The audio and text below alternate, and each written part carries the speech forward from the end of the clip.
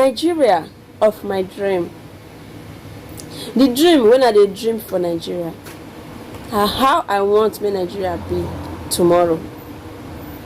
Nigeria of my dream. Nigeria where we go get constant light. Constant light go dey. We no go dey hear up NEPA and down NEPA. Light go dey 247 and everybody go buckle up to pay their bills when e come, because they know say automatically when the bill come, no need for NEPA to carry ladder say you wan come climb your pole come cut your light. No, from their office they go off am just the way that they do am for Europe. Nigeria where road go dey, wey be say before road even spoil, they go don bring detector check anywhere wey go spoil in the next 3 months, in the next 6 months. They go don fix am even before the public don dey discover say that place get issue. Nigeria where peace, unity, love go dey exist between us. Nigeria where a brother will be his brother's keeper, a sister will be her sister's keeper. We go dey look out for each other. A Nigeria where corruption go become the theme of the past. When it be say if you get 1 naira for your pocket, that 1 naira go dey okay for you.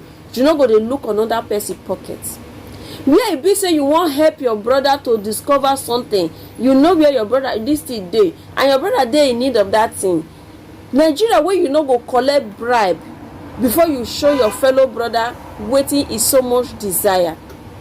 Where they no go bribe una to get vote from una, where Nigeria go vote from their hearts. Nigeria wey vote out, they go vote from their heart, genuinely from their heart, not because they give them bag of rice, not because they give them a wrapper, not because they give them anything, just because they know say this person can deliver, so they vote for this person from their sincere heart. Nigeria where bribing and corruption go become the theme of the past, they go say na so Nigeria fit be before. Nigeria where brother no go kill brother for anything, where sister no go kill sister for anything, where we no go dey jealous ourselves for anything, where we go dey contented with wetin we get. Nigeria when senior younger brother, younger sister no go put their problem for senior brother head just because na if come life, so therefore you must carry our responsibility. Nigeria when the cost of governor go reduce, so that anybody wey get something to deliver go come deliver am without no fear, without no shake, without money no become barrier, without the 100 million wey they take ticket for presidency no go become barrier. A country where they go give us opportunity to deliver wetin we get, a country where they go leave you to showcase wetin God give you, a country where common man can become a president to rule the Nigeria, to take Nigeria to the next level. A country where foreigners go dey come to Nigeria to come do tourists, to come see things, where be say they no go dey fear to come because of insecurity. Nigeria where president no go dey run up and down like who dey from Benin to Awuchi because he wan go see his parents when he don leave. They run from Nigeria to UK just because they look for quality doctors. You dey look for quality medical care. In Nigeria where our doctors will be the best doctor in the whole world. Even at Asnan, we get the best doctors in the world. Our doctors are doing well. If they come up from Nigeria, they go outside Nigeria, they are doing well. Our doctors and nurses, they are doing perfectly well. But a country, a Nigeria where busy they go do well for their own country. Nigeria where equipment go dey. Nigeria where busy if they rush victim come hospital, they no go fair leave the person there say if you no make a deposit of 1 million naira, they no go touch this patient. A country where they no go allow pregnant women they die because their husband no get money to deposit to touch them. A country, a Nigeria when life, even one soul go matter. Nigeria where a soul go matter. When it be say if one soul there for problem, you go see the whole people go gather to save one soul. a country where we not go dey waste lives anyhow. Nigeria wey be say one soul dey problem, e go affect the whole nation. Nigeria wey we go dey talk truth. Nigeria wey be say the law court go be the hope of the common man. E no go be the hope of the richest. E no go be the hope of the highest bidder.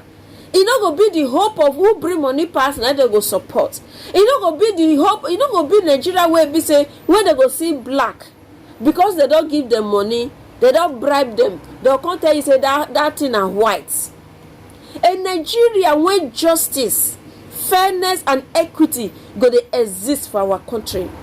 A Nigeria when papa no go side pikin just because he get money, he go remove a pikin for problem. A Nigeria where we go dey stand up for the truth.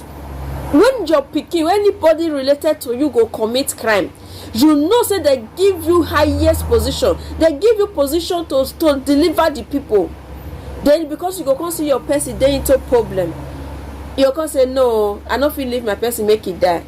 You go come kill the same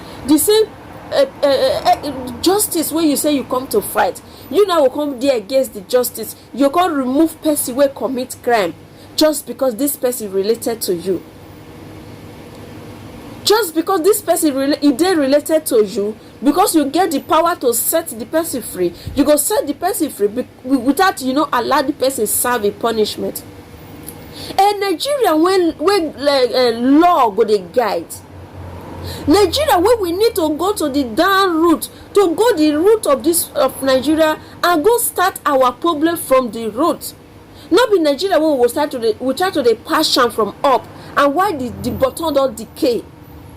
When as the bottom don't decay, there's no amount of plaster, there's no amount of concrete where you go put when you go there, because anytime rain fall, it was mostly they put hole for the under, why the up no go ever stable. Nigeria when law go dey guide. Nigeria wey be say before somebody go commit crime, when they reason the punishment where they follow that crime, you go think am twice. Nigeria wey be say our leaders no go dey destroy the law. And Nigeria wey law go catch evil president, governor, senator, chairman, anybody that commit crime will surely face the law. In Nigeria when nobody go be above the law.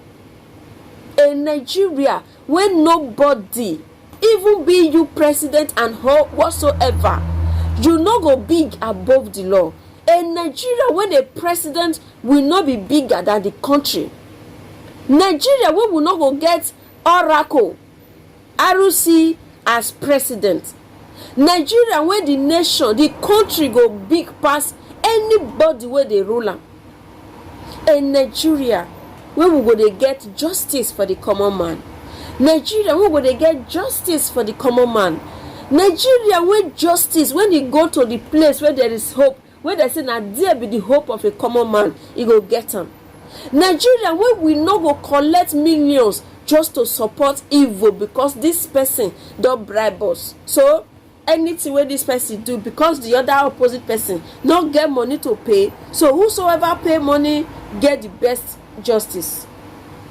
In Nigeria when there will be love and unity, peace go reign for our country. We need peace for Nigeria. We need peace, we need unity, we need love to guide us all. So I beg all Nigerians,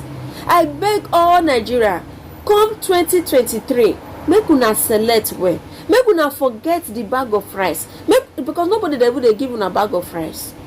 Make una forget the wrapper. Make una forget the travel where they go dey travel from one place to the other just to come kiss una. Just if they come, they go meet una, so una they drink garri. They go follow una drink garri, show una love. But by the time when they don't enter that place finish, they become the god of Nigeria.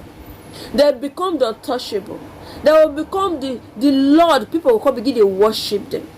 Make una open una eye. Bear the hunger for 1 month. Bear the hunger, even if it beat you for 2 months. Bear the hunger and make the right choices so that we no go continue to suffer. We need a government who will take Nigeria back. That is, start from the very roots. Nigeria wey go start from the very root, government wey go start from the very root, make a law that will guide Nigeria. Be you president, be you governor, be you anything, when you commit any crime, the law will surely hold you. May God help us to build the Nigeria of our dreams. So please, if today na your first time when you dey come across my channel, please do not fail to subscribe. If you are a returning subscriber, you have subscribed and you still coming back to watch my channel, I say may God Almighty bless you all in Jesus' name. As now they support me for this channel, and so God will still send people wey go dey support me for anything that they do for life in Jesus' name. Amen. And I'll see you guys again in my next video. Please comment on this video, comment, like, and share. I'll see you guys again in my next video. Bye bye.